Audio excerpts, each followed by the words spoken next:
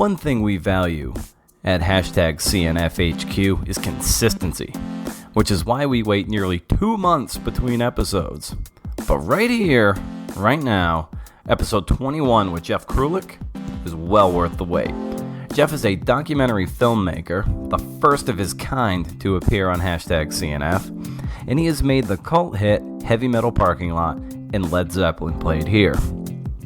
He's a freelancer, he's a grinder, and he tells true stories, so he's the perfect fit for hashtag CNF. But before I let you go, please subscribe to the podcast and sign up for the BrendanO'Mara.com newsletter, which is 5 cool things that I try to send out every month. One of which would be this episode 21 of hashtag CNF with Jeff Krulik. Enjoy, my friends. Foremost, thank you so much for carving some time out of your morning here to come on the show. Oh, sure, Brendan, of course. Happy to do it. Yeah, and I guess I'll start with Heavy Metal Parking Lot, and that it's been. Can you believe it's been 30 years since you turned the camera on a bunch of concert goers at a Judas Priest concert? I mean, what has that been like for you? Well, it's funny because I really, every anniversary, beginning with the 15th, 15 years ago, John and I, John Hine, who I made it with, we always kind of come up with some way to commemorate it. So it's not like it just was dormant until then now. Mm-hmm. So we kind of revisit this every 5 years, 5-year reunion, like a high school reunion, what have you. But to answer your question, every time it's it's a total, it's an amazing head scratcher. It's a real, it's a joyful thing and a really wonderful thing, but also a gigantic puzzle at the same time, because we were very lucky and very, it was one of those, kismet moments. Everything kind of comes together, and but who knew? Who knew? I always say, if I knew now what, if I knew then what I know now, I'd never turn the camera off. I have to be capturing footage constantly. Yeah, you always want to be, even with writing. If writing books or magazines, magazine stories, you want to always have the liberty to throw stuff out. So I imagine it's the same thing with filmmaking, and that you always want to have the camera on, so at least you have the liberty of throwing things out instead of having to scramble to fill the time, or just you only have a finite amount of material and you have to somehow make it work. Right. Well, that's the thing. I mean, you can't just shoot endlessly. If videotape has made it economical. Certainly our phones now make it, drive space, make it, infinite 24/7. You're constantly documenting stuff. It's too much, in fact, but it's overwhelming. But I'm grateful for what we did capture. We caught it because we had access to equipment that was videotape.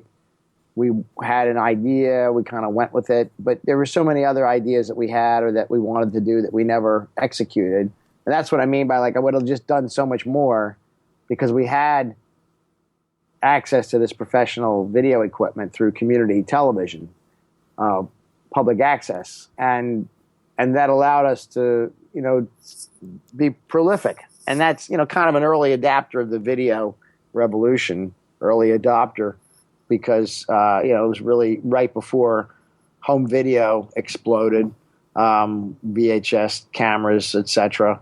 Right at the advent of it, but we had access to this professional gear. But it was still that same kind of thing. I mean, I've never worked in film, and that's expensive. Can be, but it also forces you to really be, mindful of what you're shooting. Video, you just kind of let it run and just keep shooting and taping. Why do you think Heavy Metal Parking Lot struck such a chord with people? Well, it's certainly, archetypes at work, and everybody can identify with being at that concert or knowing somebody who was at that concert or being in a homeroom classroom with people at that concert, or you're related to them. And also, since concert going is such a rite of passage for people, that everybody has experiences like this, and getting, plastered at a concert is generally a rite of passage. Partying, and just that kind of tribal, gathering mentality and experience is something we all can identify with, whether we want to or not. And certainly, nobody does. You don't have to be a heavy metal fan to understand what's going on here. And it's funny because 10 years after we made it, was it 10 years? Yeah, in 1996 we made Neil Diamond Parking Lot, which was kind of a 180 degrees in the opposite direction on purpose. We wanted to do that, and after we realized we had something here worth mining and further developing, because we learned of the interest in heavy metal parking lot. So we came up with Neil Diamond Parking Lot. But that show, and that's been popular as well, with a whole different crowd of fans, and it just kind of shows you that it's just a universal thing that people can identify with, that passion, that fandom, that devotion. And I think and with heavy metal parking lot, the reason it's had a shelf life and has been so appealing over the years, and I'm very grateful, is that it all kind of came. We just got good material that, but beyond that, we were fortunate that it was the band Judas Priest, who are kind of iconic and still sound. Their anthems sound great still today. Mm-hmm. Their music is really still holds up, and they're still viable and out there touring. And also the artists that are mentioned in the film, Madonna, Metallica, they're all still current today. So that stuff helps. And I don't know, and the fact that heavy metal is still it's a genre that is still, whether it's got hits or not, it's still popular. I think even this day, the way music has just been so, and I'm no sort of music pop culture savant here, but you don't have to be to realize how fractured and splintered the entire industry is. So it's almost like it's become increasingly tribal, which makes what the work you did 30 years ago almost like this self-fulfilling prophecy of like these little communities that really rally around a certain band or a certain genre. So it's really prescient what you did then, and it seems even more the case and stronger now. Well, I think it just somehow struck a chord, but I also think you couldn't do anything. I mean, you can try to do stuff like this, but because we're just flooded with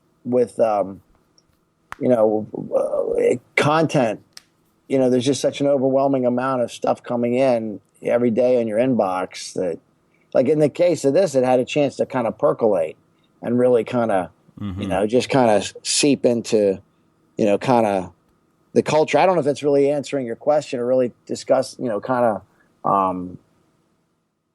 of talk, addressing your point, because it's hard. A lot of it's been, over the years, even though I can talk about it endlessly and I still, there's still some kind of mysterious, quality. Yeah. Hard to kind of put into words. And it seems like from the get-go, you realized that you had to really hustle to get this in front of people. You said you were very cognizant of each anniversary, 5 years and 10, 15, big one, and then 30. But that wasn't until 15. I mean, that was really, I don't know, God darn it. Well, maybe, it's just, it was hard. It was a struggle, but we really didn't try. We really didn't try. That's the thing. I mean, we basically just put it to bed after 4 years or so. And by 1990, we had said we're done with it because there really weren't many options for distribution. So the fact that it really took on this kind of grassroots, life. Just like a friend of mine told me, he said, it's like heavy metal parking lot just grew legs and walked away, which I thought was brilliant. It really is. That's a great description of it. Well, yeah, then it finds its way into the hands of some grunge bands in the early 90s, like that Deadspin article you shared with me, which I'll be sure to link to in the show notes, shows the life that this little movie was living, probably unbeknownst to you at the time, but it was building to something. Like, it grew its own legs and found its own little cult. Oh, God, yeah. Yeah. Well, that did. Totally. Yeah. Hal Schmolowitz, I thought it was brilliant. He came up and said, it's like it just grew legs and walked away. And he's right, because that's what it did. And we literally had nothing to do with it. Well, I shouldn't say that. The reason, it's hard to say exactly how far and wide it would spread. I had one friend, Mike Heath, who showed up at a job I had in 1992. I was working at Discovery Channel. I'm talking to you from Maryland, where I live and have lived and worked my entire life, and have built my body of work from Maryland. And Heavy Metal Parking Lot took place in Maryland, so it's a very Maryland story, although it's got universal qualities. That's the reason we're talking about it now. But what happened was that Mike Heath showed up at the job I had, just unannounced. It was a Discovery Channel. They were based here in Maryland, and I was on staff. And he wanted copies of Heavy Metal Parking Lot. This was in 1992. He was moving out west. God darn it! I'm sorry. How do I turn that off? Don't worry about it at all. You can barely hear it. Okay, thanks. Yeah. It sounds louder to me, I guess. Yeah, it's just this little pang in the back. Okay. All right, great. Anyway, Mike was moving out west, and he asked for copies to bring with him. And see, that's the thing. We used to give copies out like water. We just would, anybody who wanted a copy of this thing here on VHS, because it was born on video and it lived on video. It was never a television show, even though we used television equipment for it. John Hine and I, and I'll go back to the beginning if you want, of how it actually even came to be. But yeah, I would love to hear that. John was the, I lost my train of thought. The thing is, John Hine and I wanted to become we wanted to be documentary filmmakers. We weren't, and this was kind of a, filmmakers and documentary was what we gravitated towards. Real life, we had access to these tools, this equipment, this video equipment, and we basically set out to create this. So it wasn't done for television. It wasn't done for public access. I didn't rush to show it on my channel because I didn't feel it was something I wanted to, share like that, because it was pretty raw. See, I worked there. I ran this studio, and so I didn't want to wave this in front of my employers. And we had other ambitions. But the thing was, videotape you couldn't put it in film festivals at the time. Now film is video, vice versa. It's everything's on video. Everything's digital. So you can pretty much enter anything at a film festival. But 30 years ago, 25 years ago, forget it. You had to be a film to be at a film festival. Mm-hmm. So we had very limited opportunities for presentation. We didn't have any money to we didn't have any money. This is making me nuts. I'm going to see if I shut off that quick messages. Okay, Matt, maybe that'll help. Sorry. We didn't have any money to blow it up to film. So we were stuck with video. So we would just give copies out on video. And that was the thing. We never, sought to sell this thing. We just wanted to maybe see if we could get screenings, and we just kind of gave it out. So here's a guy, after it kind of ran its course in between 86 and 1990 by just showing it wherever we could find outlets for it on video in the Washington, Maryland area. I think there was one screening at an art gallery in New York. That's it. That had a, kind of curated showcase. But we had, by 1990, we had run out of options and we just weren't going to force our friends to watch it anymore, like living room parties, what have you. It was done. And then a friend was moving out west, and he asked for copies, and that was in 1992. Now, this guy, Mike Heath, we call him our Johnny Appleseed, because he really did, an incredible, service to us by getting it into the hands of the, music community on the West Coast. And that's kind of detailed, quite exhaustively and accurately in the article that you mentioned, the Deadspin article, which is kind of the definitive story of how this came to be. Really kind of tracing the chronology and connecting the dots of how it got and circulating on the West Coast. Now, maybe it would have circulated that way if Mike Heath hadn't taken them out, but I don't think so. I think his effort to share it on the West Coast really helped us greatly by getting it into the hands of people in the music community and Hollywood, what have you, entertainment business. A cult video store named Mondo Video was renting it. The Colonel Rob, the owner, they were kind of anybody who came in, he would really encourage them to see it or rent it. And all this led to us eventually getting, learning that this had been having this, this distribution network, this circulation that way. And that's kind of what bred life into it, which we're unbeknown. We didn't know anything of this sort. And that's when we decided to do the sequel in 96. And then that's 10 years. And then 5 years later, we already had kind of a body of work. Then we decided we would do a 15th anniversary tour because also people were getting inspired by it and making kind of tributes to it. And then for the 20th anniversary, we put out a DVD. That was in 2006. And then the 25th anniversary, we actually went on tour, not literally, but our film, Heavy Metal Parking Lot, opened the Found Footage Festival tour. Joe and Nick with the Found Footage Festival, this traveling tour. They had us as the opening band for their program, which was cool. That was the 25th anniversary. And now we're the 30th anniversary, which is when we kicked it off this year at South by Southwest, which was great to have a chance to screen there and to be a part of that, because it's such a music-focused festival. And that was in March. We kicked it off, and then we just had an opening for a gallery exhibit at the University of Maryland. And because that's where I went to school, and I donated my archive to Maryland, and we have an exhibit there, kind of tracing the history of this viral video, which is kind of in this kind of academic setting, which is great. And so we're doing that to commemorate the 30th anniversary. So I think the point we were talking about a little while ago was just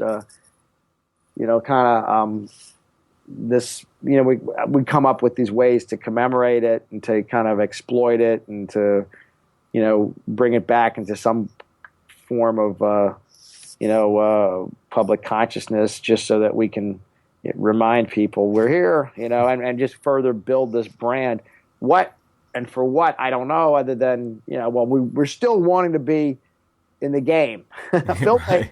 We want to be in the mix as filmmakers. So you got to kind of lead with, you use what you got, and that's what this is certainly the topic du jour, because it is 30. And so, but we never set out. It just kind of happened when we realized there was an opportunity. It didn't. If nothing ever came of this, it would have just been a piece on the something on the shelf. I mean, we were always very pleased with it and always very grateful and happy with the attention and interest in it, and people enjoyed it.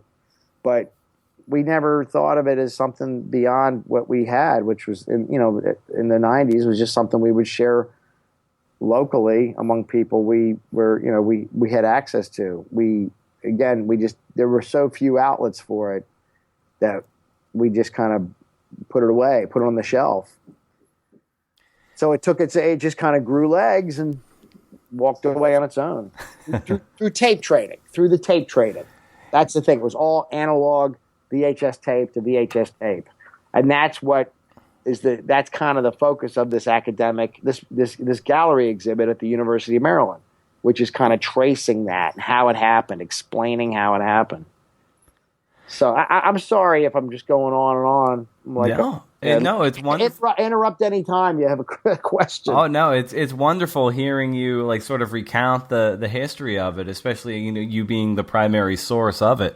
It's really fascinating to hear where it comes from, and like so many of those, maybe the way it was distributed was, by our modern standards, is very analog, hand to hand. But in a lot of ways, like that's how things distribute now. That's in a way the best way to build a platform and a product is like having something that is really good at its core, and then encouraging people to really share it and spread it, and then it does create its own kind of momentum. And this happened, it started 30 years ago, but it took a while to gain a little bit of steam, hand by hand. And you see that now with some people with books, or even some YouTube videos. You're just sharing stuff with friends, and then you hope that they share it with friends. It's just a little more expedited, but it's really the same principle that your movie in a lot of ways sort of started in that sense. Yes, thank you. I mean, you're right. I mean, it really did. But yet it wasn't something...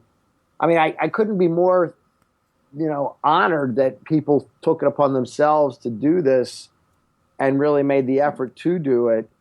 And, but it was kind of born out of that time and place where you had to do it. You had to kind of seek something out. And the fact that people liked it is gratifying, because, they don't have to. Of course. Yeah. So when you, you say basically born and raised in Maryland, heavy metal parking lots, just a very like Maryland-centric thing, and you still live there. So what about your home state keeps you there, where a lot of people tend to, they tend to sort of relocate, but you've stayed home, and what has that meant to you to stay in Maryland, and how has that informed your work too? Well, I think I've always just been a real kind of homeboy, I guess. I just like being around friends and family, and I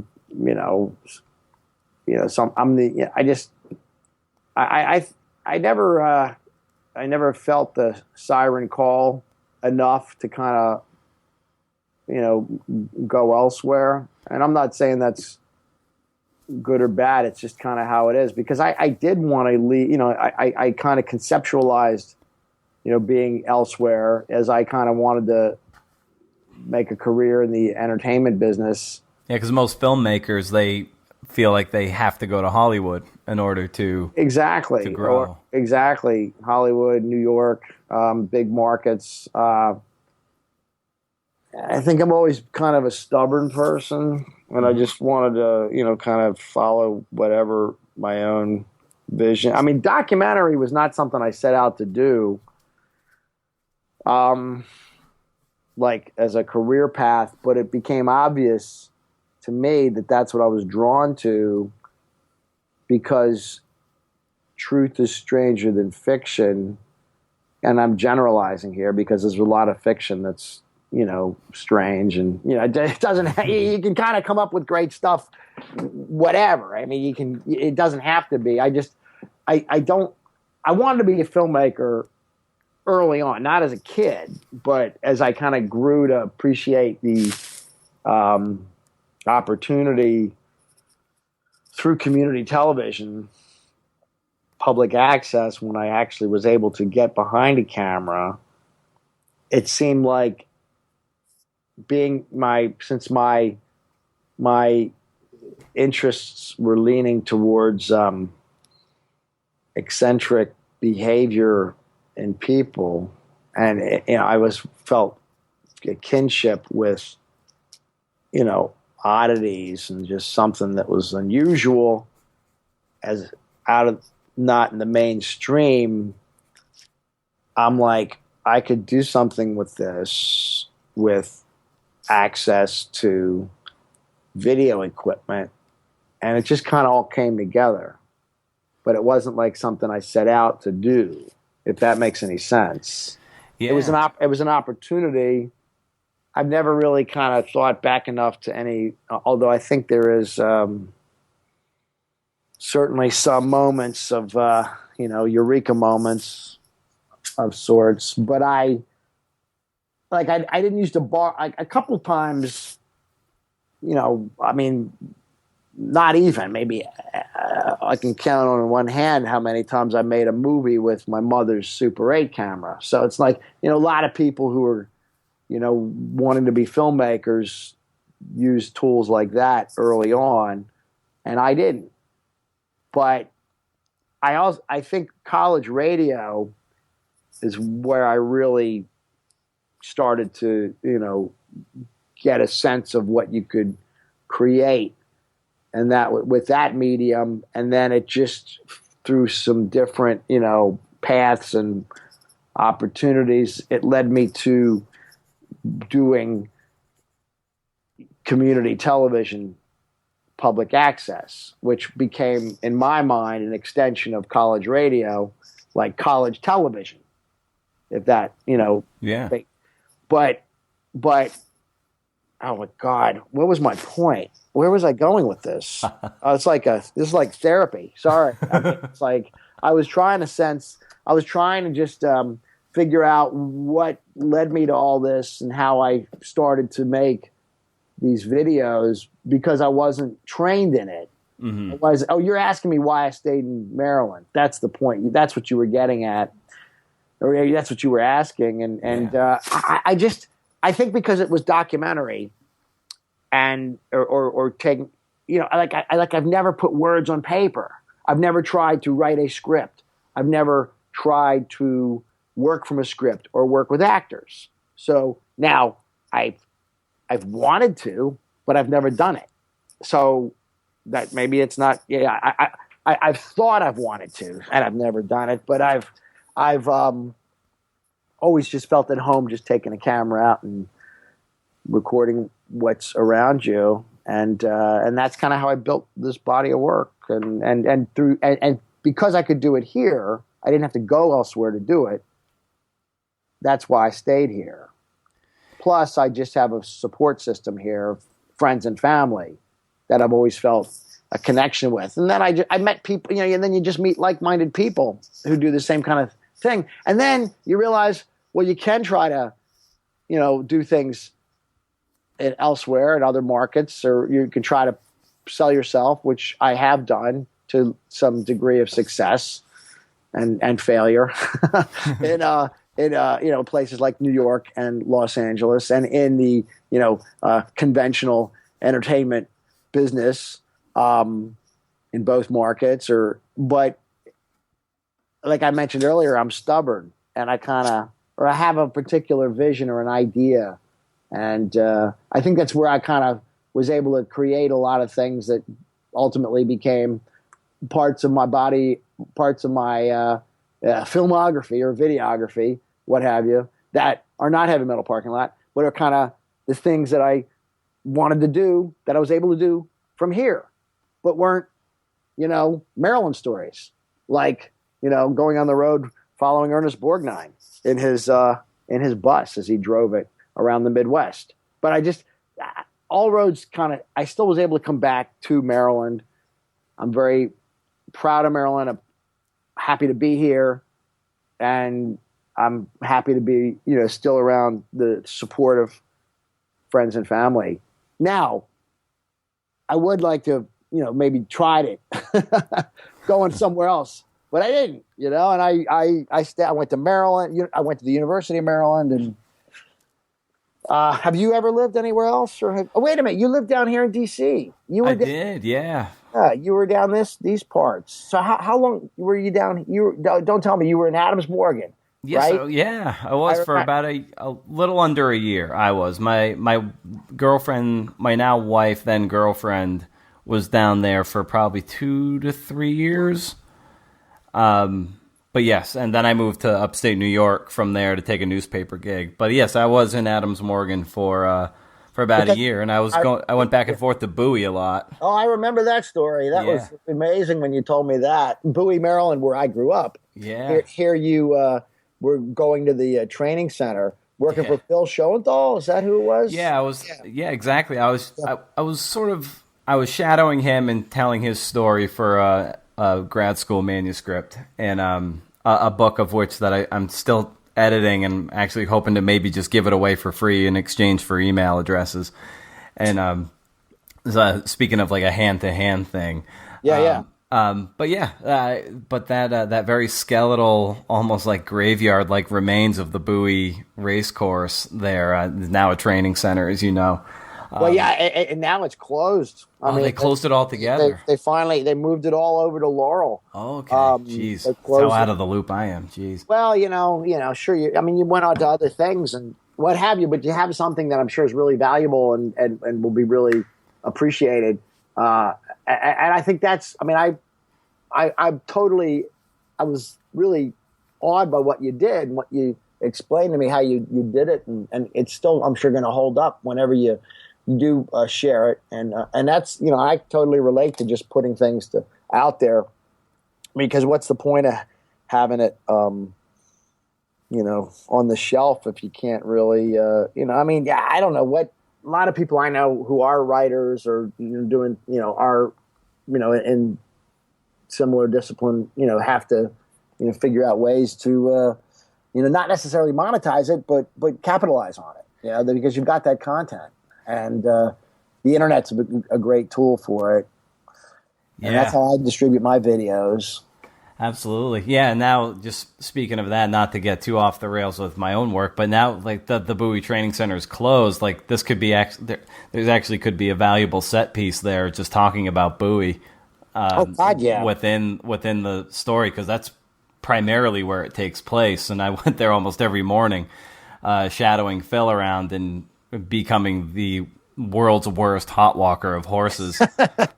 And just because I'm kind of a nervous person, and horses, as beautiful as they are, and I love watching them from afar, they make me just tremendously nervous. And they sense that, and as a result, it's just this awful snowballing effect of nerves upon nerves where they win. So I hope you go with that with your writing. That's funny.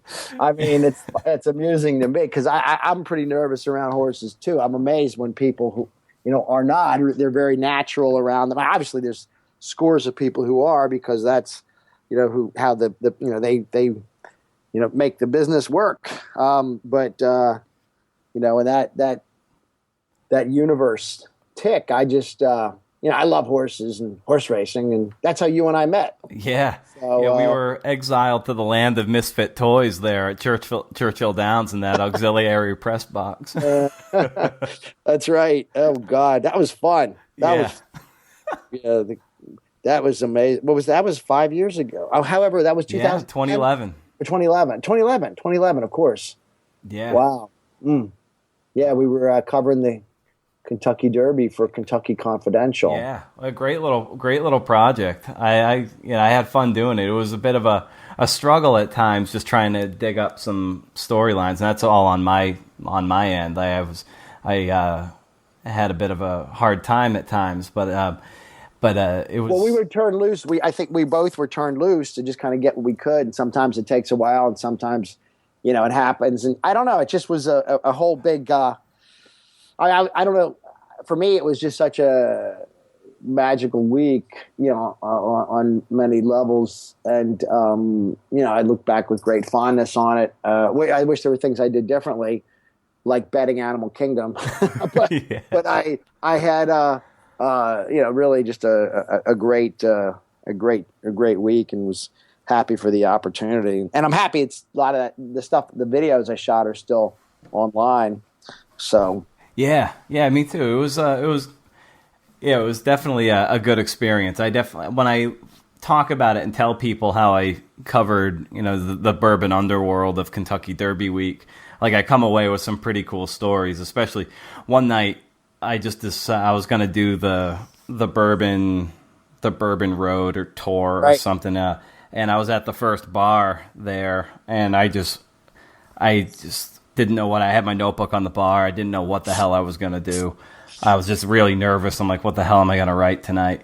And then the bartender asked me what I was doing. I said this, and then he started sampling out all these bourbons, like a wine tasting to me. And it was like, holy shit, like all this, it just opened up what bourbon could be. He said, this is the one you kind of drink neat. This is the one with a splash of water, or blah, blah, blah. And then it turns out like he just knew a great story of Penny Chenery, who owned Secretariat.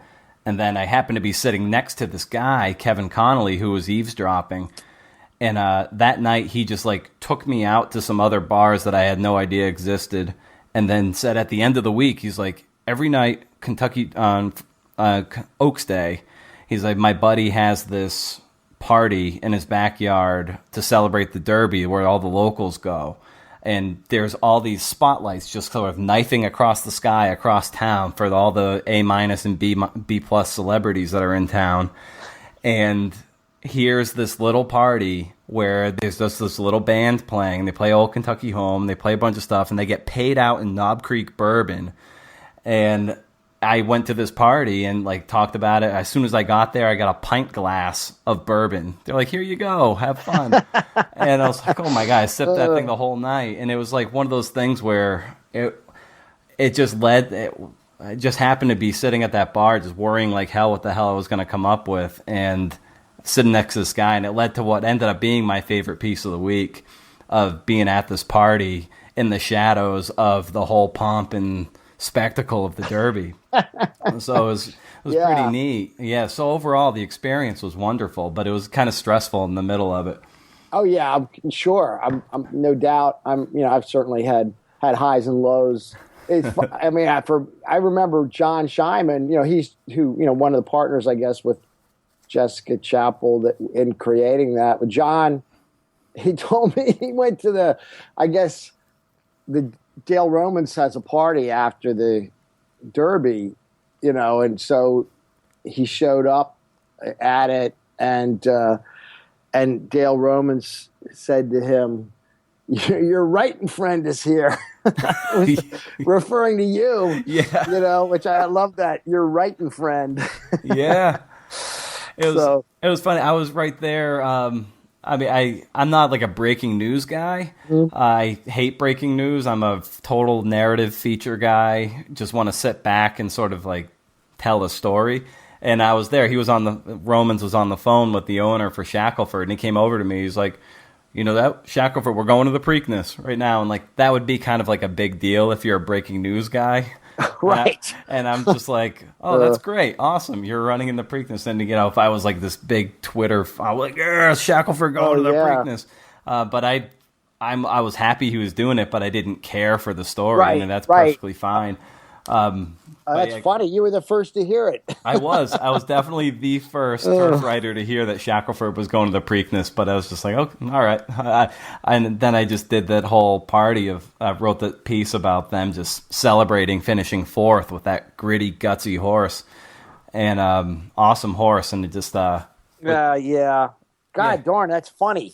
That's really funny. Yeah. And a big part of that piece, I just reread it just for the hell of it. And it was really about like Bailey Romans, his daughter, being like just so jealous and pissed off at her brother for being so featured in the First Saturday in May documentary. Oh, yes. And like her jealousy about that whole thing, which was a big part of that story, which is just hilarious. But you're right. Some things just stick with you, and that's always stuck with me. I mean, you never even heard. John told me that your writing friend is here. I never knew that. I could just hear that from Dale Roman's mouth. Your writing friend is here. That's hilarious. That's awesome. So yeah, just to kind of bring it back to your wonderful work. I wonder what did you want to be when you grew up? You said you didn't immediately want to be a filmmaker, but you eventually became that. But before that, what were you thinking about when you were looking into the future? Gosh, a veterinarian. That was my earliest goal as a kid. I love animals and, pets, and just have been, always surrounded by, that. I was fortunate to grow up with, pets and always had a real keen interest in them and their welfare and animals in general. And I just thought that would be what I wanted to do. But I remember going on a field trip to a animal hospital, maybe through the 4-H club. I mean, I joined the 4-H club in Bowie, and I didn't really care for the sight of blood. and so I think that was a realization that I wasn't really going to be going in that direction. But I always loved, the creative pursuits, and I always kind of was a ham. I'm a frustrated performer. I just think, a lot of things, the older you get, you realize you really need to put the hours in. So if I was to be a performer, you got to put the hours in.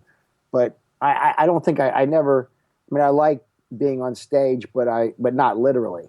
I don't want to be, so I didn't want to be an actor, but I like, creating entertainment. And as things developed and I got interested in music, I wanted to be in the music industry, in the music business. And when I tried to go at that, like through a music path, or rather a path towards the business side of things, of entertainment, that also meant, getting some, degree maybe in business, and that didn't work. I mean, I'm kind of leaping ahead to college, but I wanted to then be in the record and music business, and the music that I liked was not necessarily commercially viable. And again, this was all like when but radio is what I really took to radio, and really enjoyed working at the college radio station, and also did concert promotion. I really loved putting on events. I love putting on events. I love promoting events. I love being a promoter. But I don't have the temperament to be a successful promoter. I don't have, that kind of killer instinct, that business quality. I mean, I appreciate how money works and, respect it, but I don't think I have that kind of, necessarily that tough demeanor to be able to make money at something like that. At what point did you, I'm sorry to interrupt, but what you're talking about ties in so perfectly to Led Zeppelin Played Here. At what point did you realize, because when you get a sense from watching that movie, and we can talk about that in more detail in a little bit, but you get a sense of how almost ruthless you need to be as a promoter. And I wonder at what point. Exactly. That's kind of what, so see, you can see everything kind of comes, or everything kind of mixes together, like my interest in music, my interest in promotion, my interest in entertainment, my interest in pop culture, my interest in collecting. It all kind of comes out in my work, and it all just mixes up. That's what I'm drawn to, my interest in history, what have you. I just am able to find an outlet for it through doing my documentary work and research, and that's how I've become who I am. Yeah.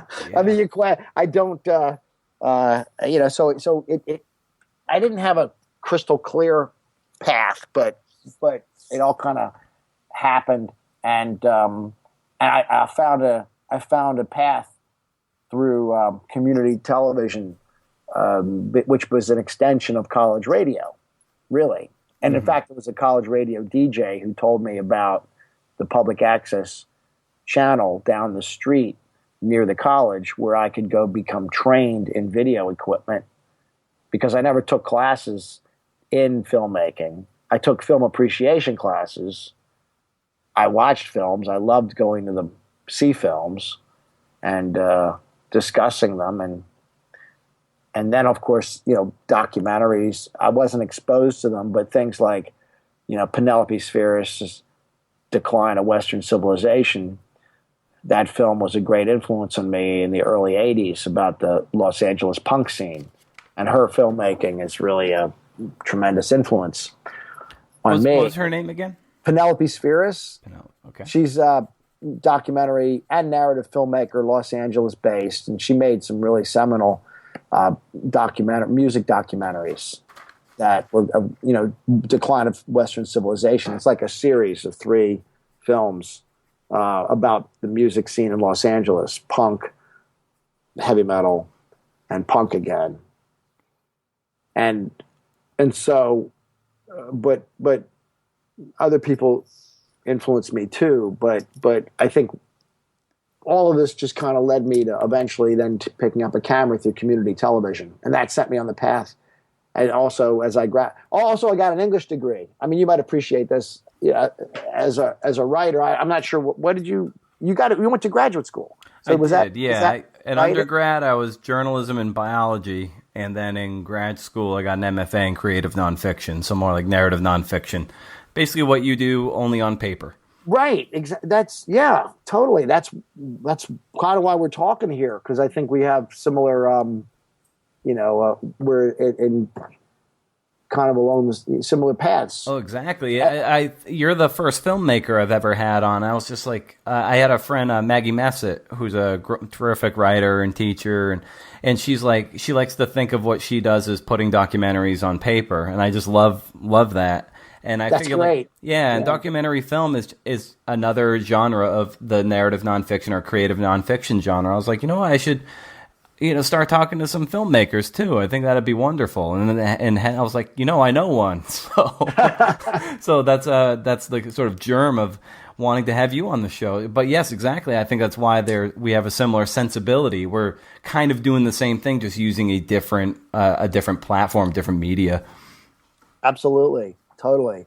And that's, and I think, with regard to the, all this, just having the English was what I studied. I got an English degree, and that included, some writing as well as just exposure to literature. But I didn't study again. That was what I wound up. The liberal arts. That's really the liberal arts was my grounding. The point where I launched from, the liberal arts background that the University of Maryland is where, afforded me after a few, fits and starts. I wound up there and I got an English degree, but I really got, right as I graduated, I started selling cable television and then doing work at the cable studio, volunteering. And then I eventually got a job at the studio and became the director of the studio. But it was all an extension of college radio, which was free form. This free radio station, a small station, a 10-watt station, but it just showed me the possibilities of what you could do. And I kind of took those sensibilities to the TV world. And, not mainstream and not commercial, although I tried to take that to the commercial universe. I've always considered myself, that's really what I wanted to do, is make television. I didn't necessarily want to make films, but I'm happy to be making films. And it's just a whole mixed bag of different experiences that have led me here today to be, generally happy with how things turned out. There's always regrets, but you try to. What are some of those regrets that you've felt over the years? Well, I think I've tried things that haven't worked. I've invested in things that haven't worked. I did want to make a TV series, a couple of them. I really swung for the fences. I optioned a book that didn't necessarily all kind of go according to the plan in my head. Speaking of creative nonfiction, And you're familiar with Josh Allen Friedman's work? I'm not. Well, he wrote Tales of Times Square, which is this incredible book about the sex industry in New York in the 70s. That was one of my favorite books ever. I read it in the 80s. It was published in the 80s, but it was a compilation of his work that he was the Times Square correspondent for Screw magazine. And he wrote about the Times Square. I mean, nobody else was writing about it, but he's also the son of Bruce J. Friedman, the humorist and writer, and his brother's Drew Friedman, who's the illustrator. You've seen his work. I'm sure you have. And basically, just because it's been published a lot, but you saw it. Anyway, these guys, they collaborated together, but Josh wrote this great book. I optioned the book because it felt like, it's very visual to me. I saw this thing, and I wanted to make it into television, like on HBO, like a narrative series, like some episodic series. And I'd never done that, but I thought I could. I had a lot of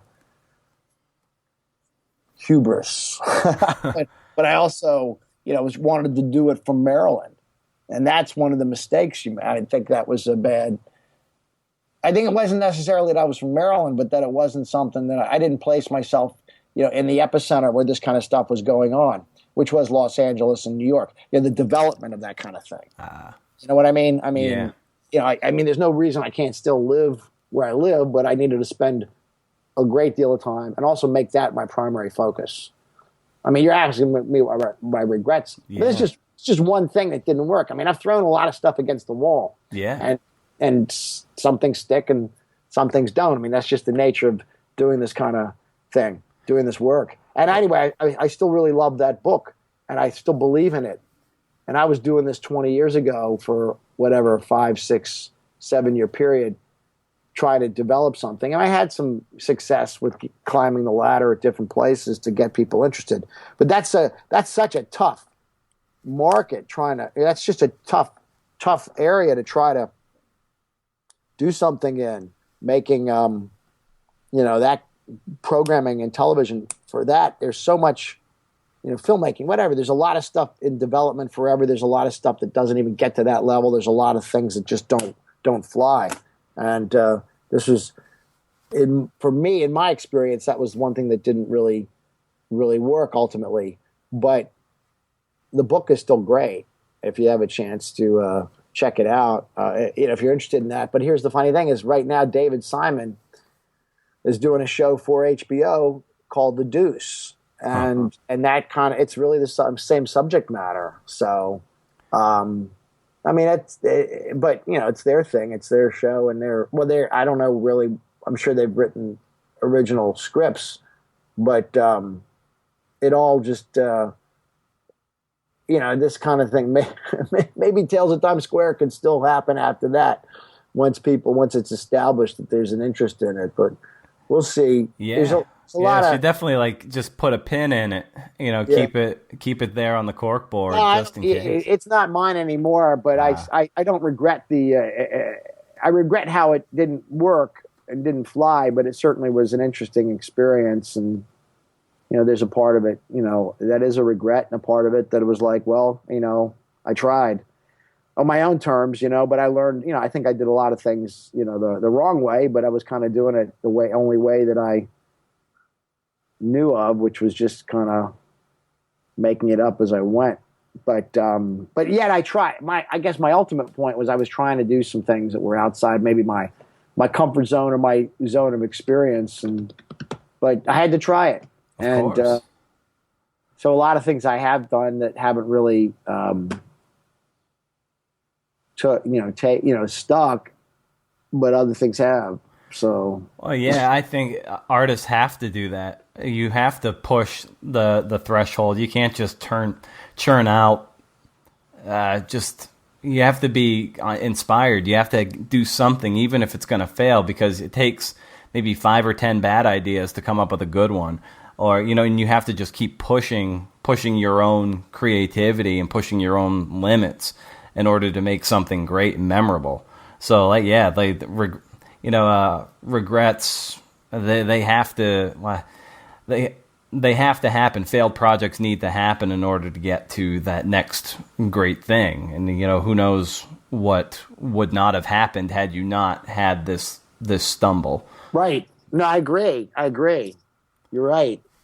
And that's, really at the core of what it is, just more life experiences, professional experiences, good and bad. And I wonder, you seem to have, with your work with Heavy Metal Parking Lot and the Kentucky Confidential, it appears you have a real skill for sweeping in and talking to people. And then you've also got this fairly obtrusive device with you at all times as well. It's not like a reporter's notebook, which is kind of like a very soft core way in. Here you've got this, a camera. I wonder how you deal with approaching people, getting them to talk, the bashfulness of people, because you kind of, a lot of times it looks like you just kind of sweep in and there you are. And then you're talking to these people. And I wonder how you approach that. Well, I've always just felt comfortable talking to people. I mean, and my friends used to call me a nut magnet, because I would always be drawn to, and nuts, if you will, and people that are, but again, I love colorful characters, and so it's like kinship with oddities that you were saying earlier. Yeah, no, exactly, and so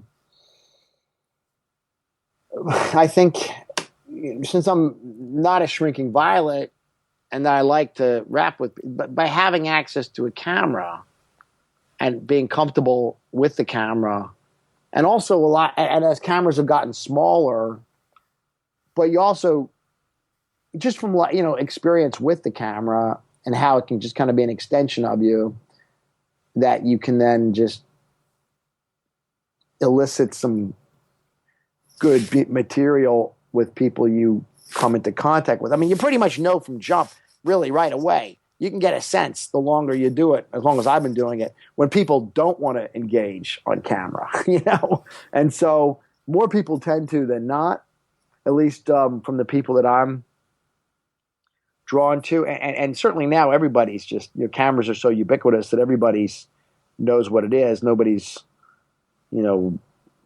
surprised by it. Now they're very unobtrusive too. And I think I just developed a skill and developed an ability to shoot and talk to people and not have it where I'm looking through the lens while I'm talking to people. I can hold something within, the line of sight so that I keep my face engaged with them, talking to them with the camera, recording. And that's just something that I just developed with time.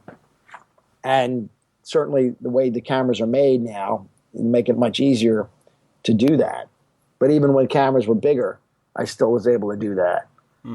So I don't know if that explains it fully. Yeah, absolutely. Yeah, it's some people, I know, for one, like doing what you're able to do, like when I've had stories where I've had to just kind of, here's the idea, and I'll just go up and talk to people. Like, I've always had a little hard time with that, but it's where, like, if I have sold myself on telling trying to do a feature on somebody, and I've been had a few emails say, like, here's the idea, here's the story I'm looking for, when can you sit down and talk?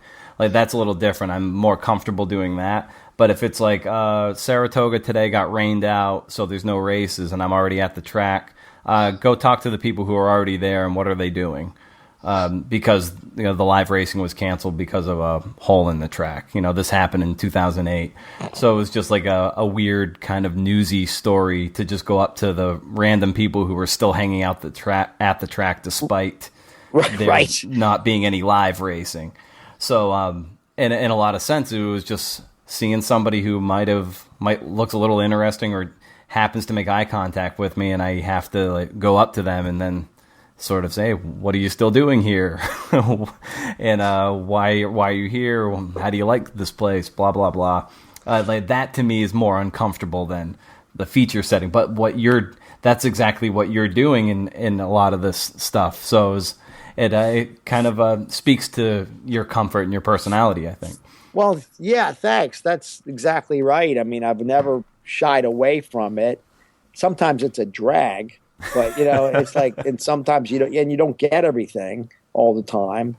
Regarding the parking lot thing, people think you can kind of do that anywhere, and you can't. I mean, sometimes it doesn't work. We've tried other times, and it's not. You don't.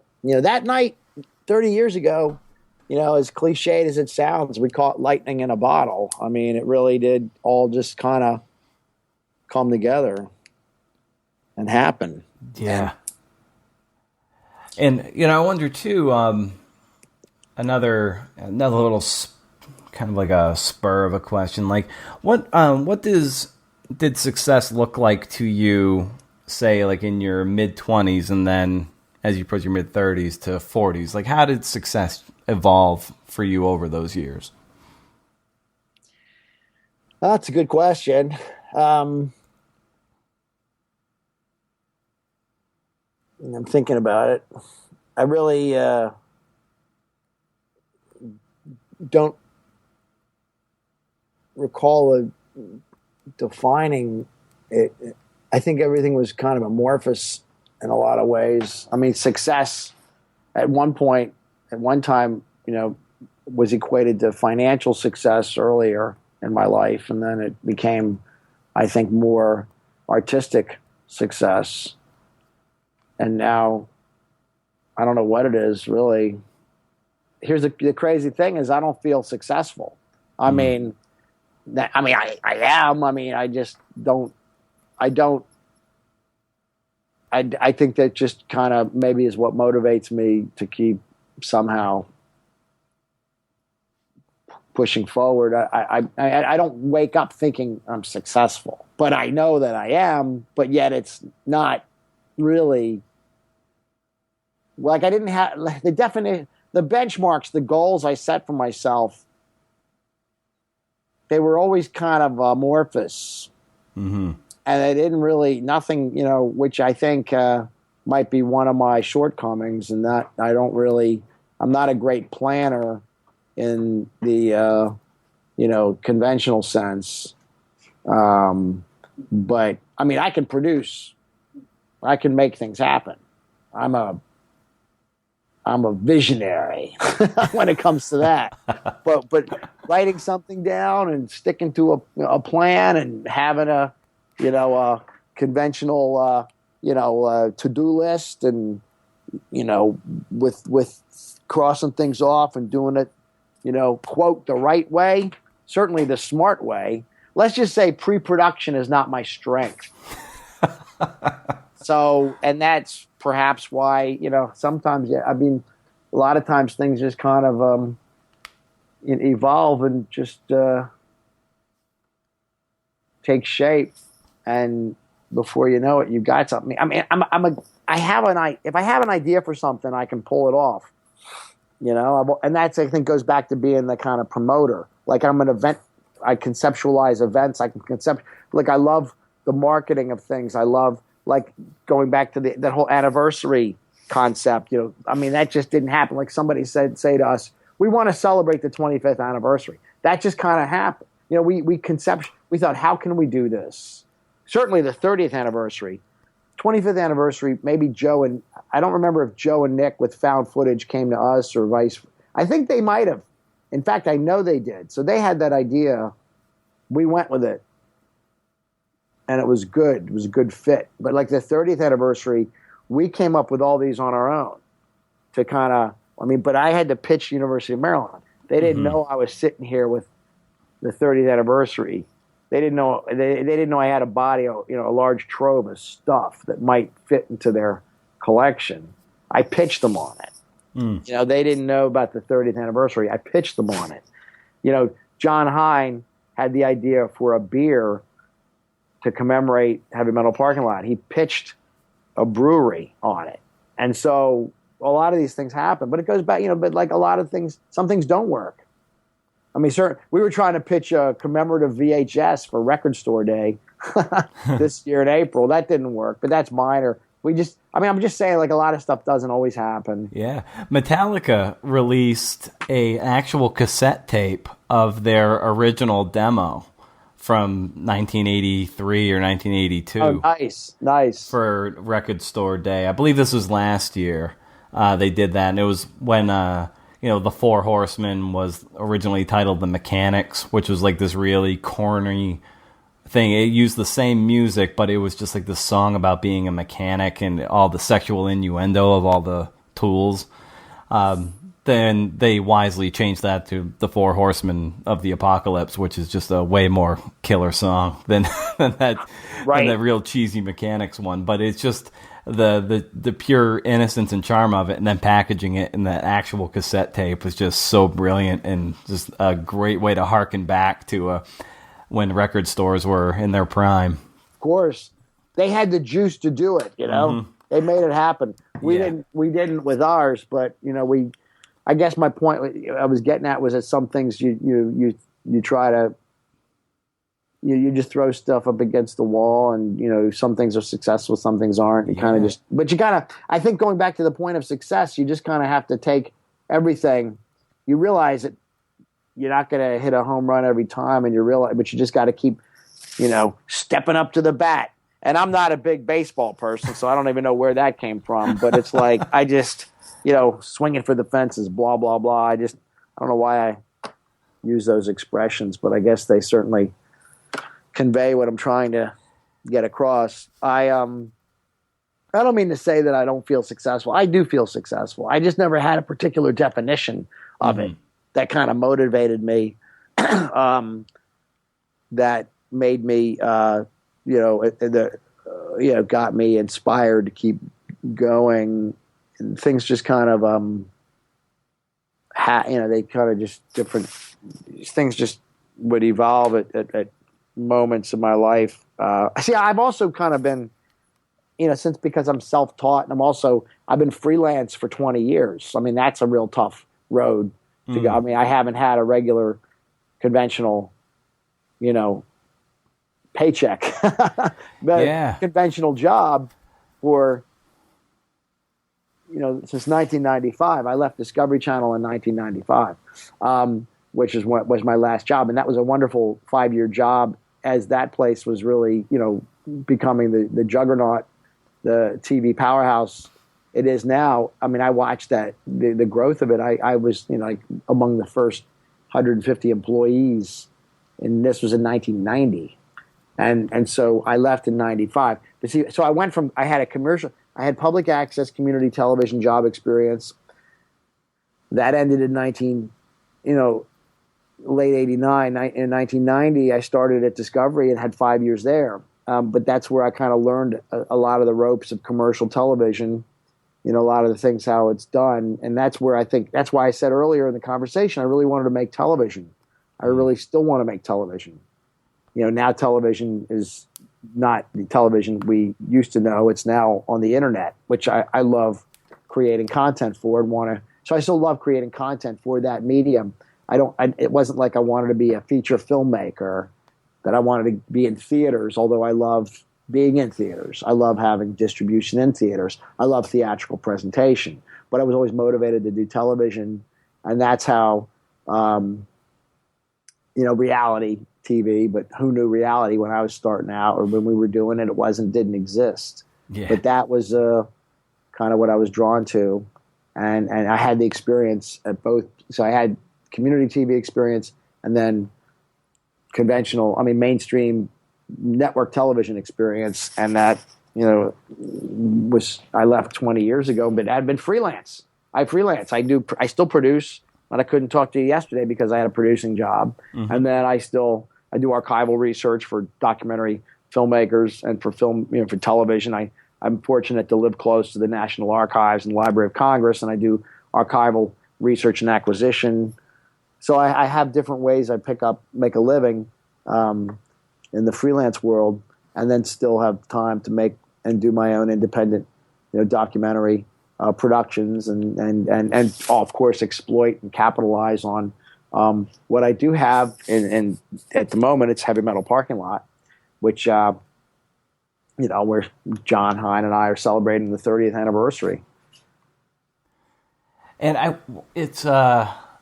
you're referring to freelancing, and I think a lot of people who listen to this podcast dabble in freelancing or do it full time, and I wonder how you cope. Without, you don't have to get into the specifics of dollars and cents, but like, I know for me the tax burden is just crippling.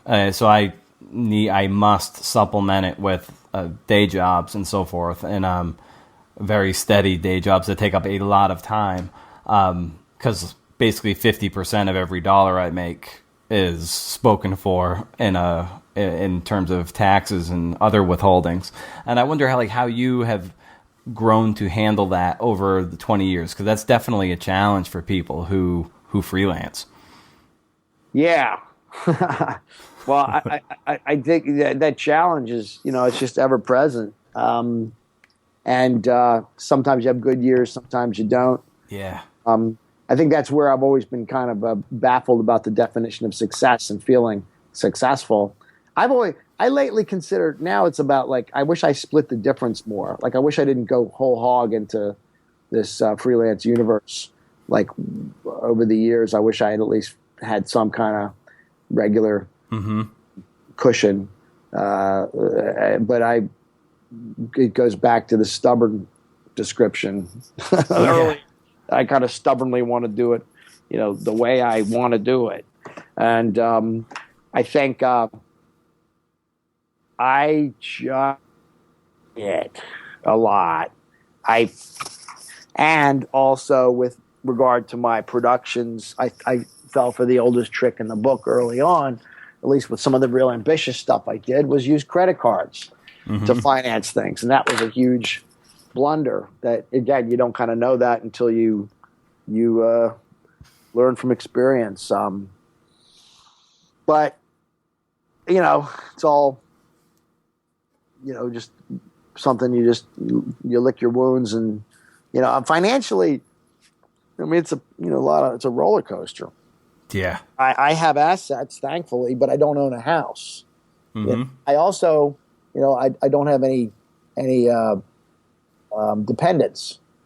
So, and I try to keep my overhead low, and my, but you're still living on the margins a lot.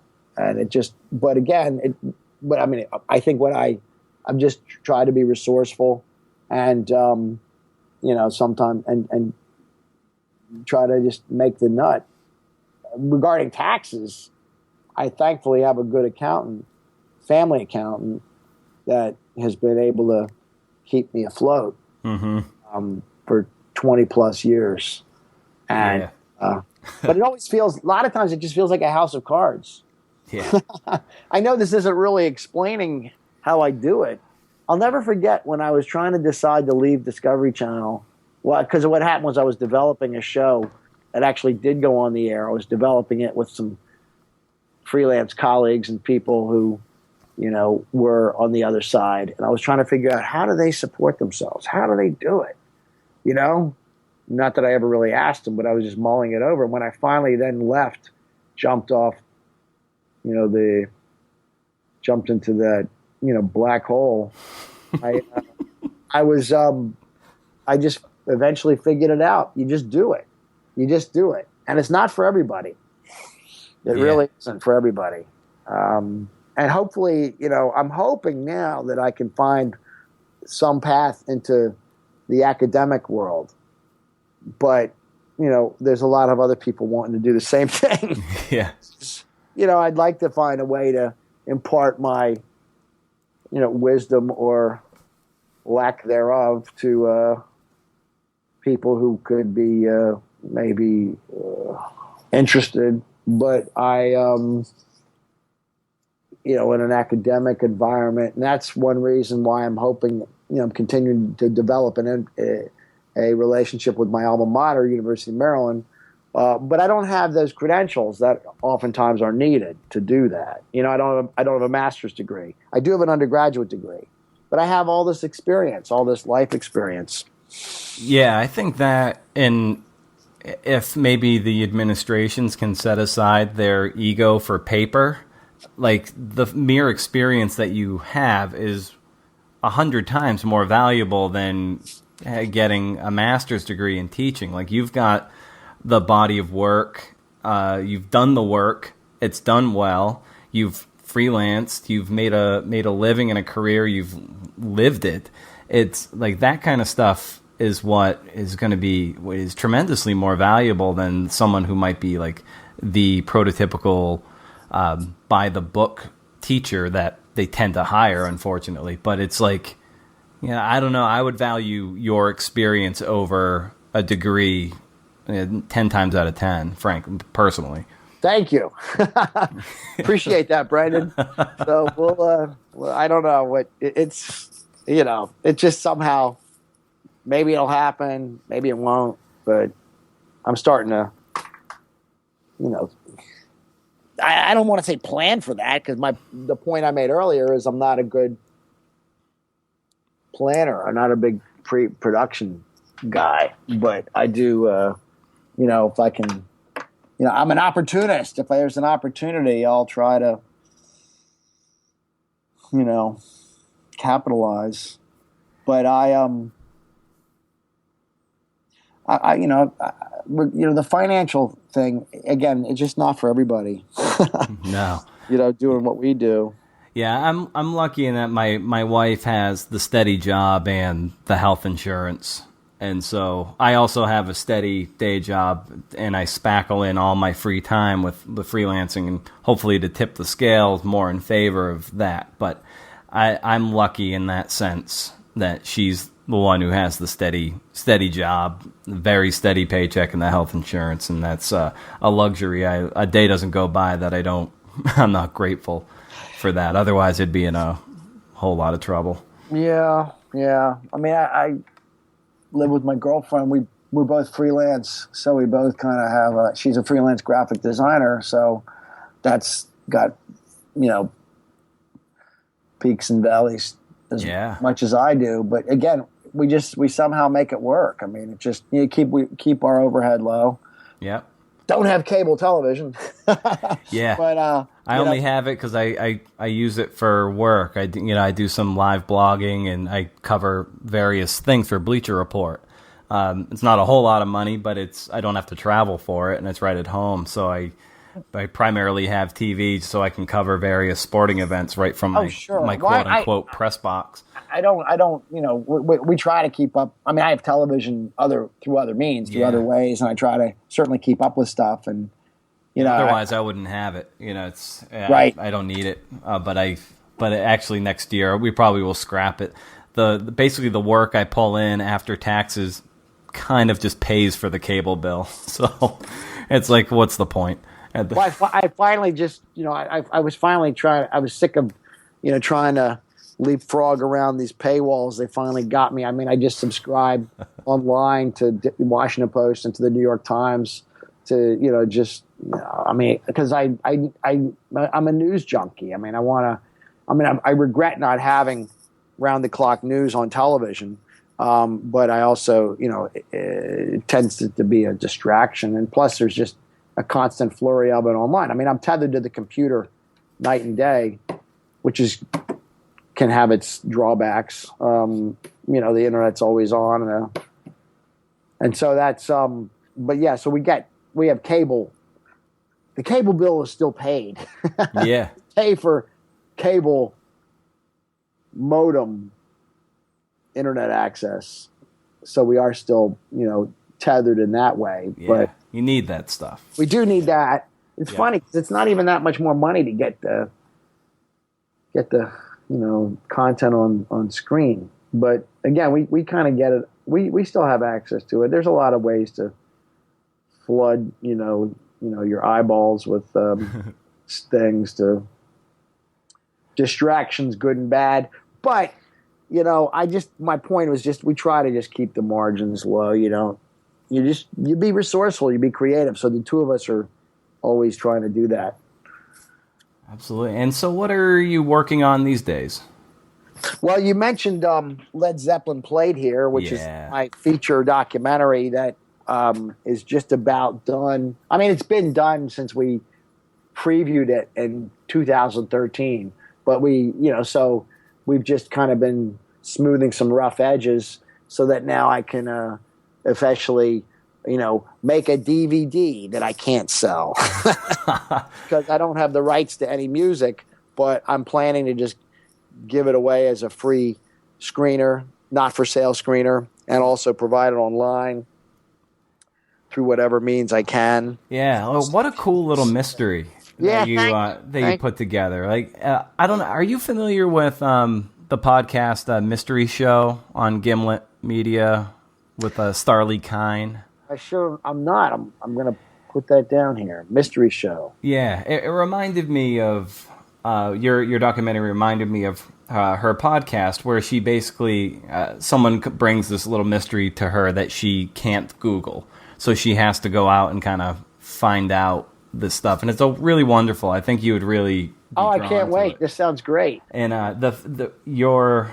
I could picture it being like an episode of her podcast. Like a friend came to her and be like, "Did you know that Led Zeppelin played at the Wheaton Community Recreation Center?" And she's like, "No way." And then just going on this hunt to see if they played there. And it was the way you went about it the whole time. And then it builds at the very end where you were actually able to get an interview with Jimmy Page right there at the Kennedy Center. Right. Like, wow, like what a way to culminate the thing and get to be able to speak to him 40 however many years after the fact. Right. I mean, geez, it built to that moment, and it was really something else, and it's just really well done. And thank you. Appreciate that. It's really it's a fun piece that I'm real proud of, and I kind of just made the film I wanted to make, which I will do without any without hampering myself with little things such as music clearance, rights to music. That was something I kind of wanted to talk to you about too. How do you go about facetious? That? Yeah. Because I really, I realize, I'm kind of shooting myself in the foot distribution wise, because I can't commercially distribute this thing. Yeah. I just kind of made this film that I wanted to make, and I can only kind of show it in curated screenings, which we just had in New York City at the Anthology Film Archives, and I've screened it in D.C. and Maryland a bunch over the years. And so with Led Zeppelin played here, it's been a interesting journey. The film didn't start out to be what it ultimately became, and that kind of goes, I think it just was like it evolved and in time, and just was something that I could, see kind of have this beginning and middle and an end that just really somehow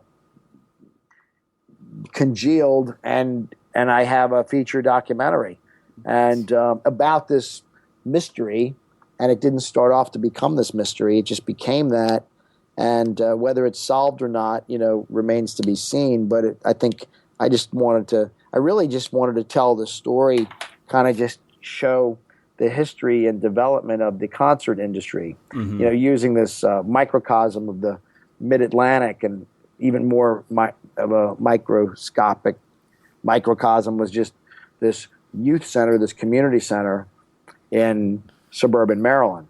But it was really, I had hoped that it would resonate and kind of show the story of, this, the emerging concert industry, because, it had to come from somewhere. And that's what I really wanted to put forth. And it's worked. The film can play outside of Maryland and my home, which is what I had hoped it would. But if it didn't, I really just made it for this market, this area. So I was hoping it would have some, ability to resonate elsewhere, and it's done that. But again, it's going to be hard to see. Yeah, which is too bad, because it's what many people consider to be the greatest band of all time, greatest rock band of all time, and the mere fact that what was Page's band? What was he calling was it New Yardbirds or New Yardmen? Yeah, the Yardbirds. Yardbirds. Yeah, so like the Yardbirds. So yeah. And so the New Yardbirds. Yeah, so it almost reminded me of stuff you might have heard about the Beatles when they were just forming and they were playing these small gigs in Germany just to to get hours and master their craft. And you get a sense like, oh, here's this new wave British rock metal band coming over, and it's and they're just trying to get shows under their belt and coalesce as a unit. And here they were, like possibly in this tiny little gymnasium. It's just, and bands were doing that all over the region. Big bands just playing these tiny little venues just to get their brand out there. It just harkened back to almost a more, I don't know. It was just a very charming thing to think of all these people playing on these tiny venues, and just to get those minutes and all those posters you were able to find too. So like, what a culture of the time, right? Yes, thank you. Yeah, it really, it was, and that's what fascinated me and interests me, and that's what compelled me to want to tell that story and make that. And I'm a collector at heart, even though I don't collect anymore. So I'm drawn to collectors and their collections, and I'm fascinated by, what people have, acquired. And so I kind of built that into it, and I built that into it. I just really, I'm real happy with how it all came together. Because there are these three distinct camps. There are the people who are like, nah, there's no way they played here. Then there's people like, yeah, I saw them. They definitely played there. And then there's the more measured people where like, well, they could have played here. And it just the whole time you never know one way or the other. And it's just really fun. It kind of keeps you on the sort of on your toes the whole time. It was I wonder, keeping in mind that you had a lot to sort of juggle there, like how did you balance the tension and the narrative of the whole movie, so you're never quite sure one way or the other? Well, that's a good point, because I don't, I think I was a lot of it trying to just, I'm dealing with a film that's all talking head. So you really, and there's a minimal amount of images, and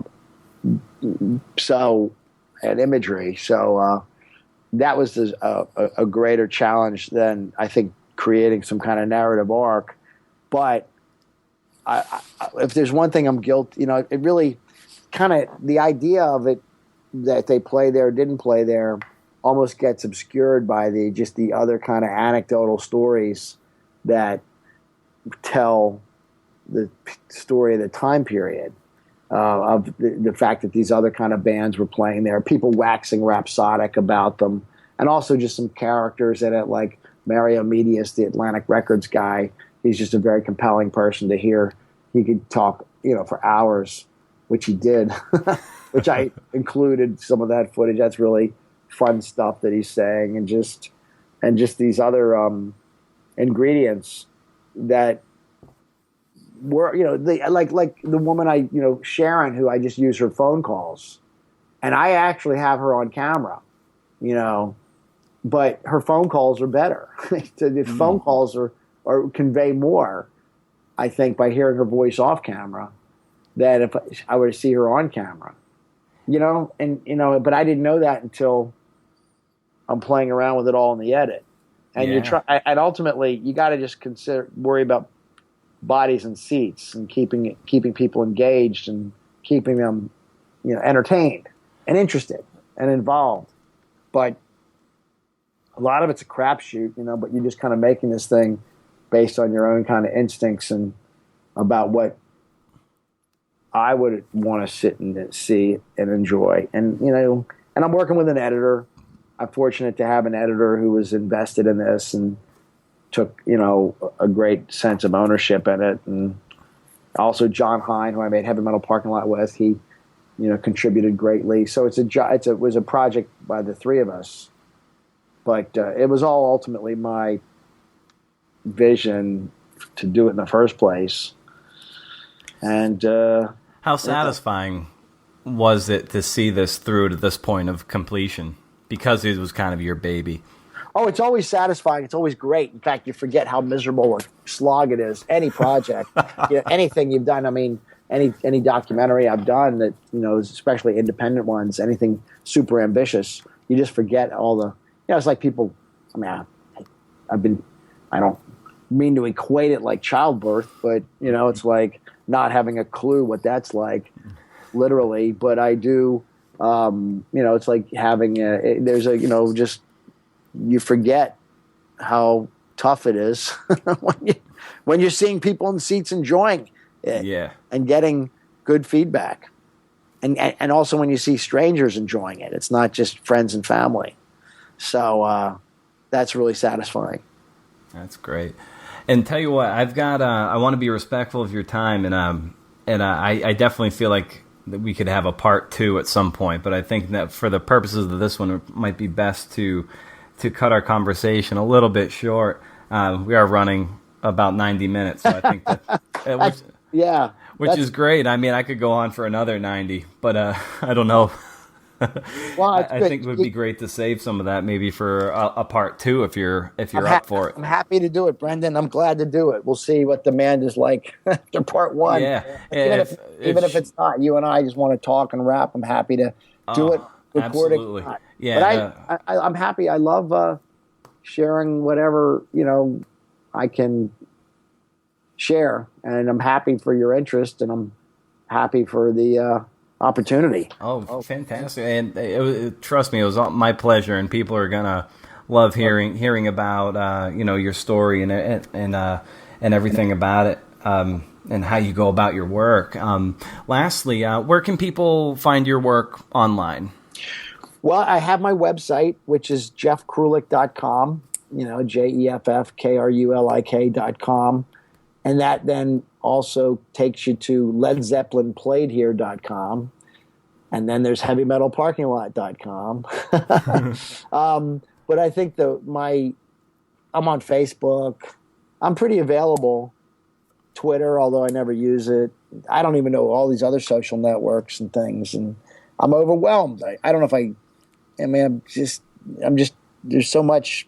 I mean, earlier I said I'm an analog guy trapped in this digital universe, but I do, I'm accessible. My emails are through the websites. I'll send you links for some of the stuff we talked about too, if you might find that helpful. Absolutely. Put that in I always do a sort of a partnered blog post with the episode that has all the show notes and everything, and so that'll be a cool resource and hub for your episode. So any links that you want to send along, by all means. Oh, thank you. Well, that's great. Well, the YouTube and Vimeo, as far as online outlets for seeing my work, that's pretty much it. But I share a good deal of it that way, and with more to come.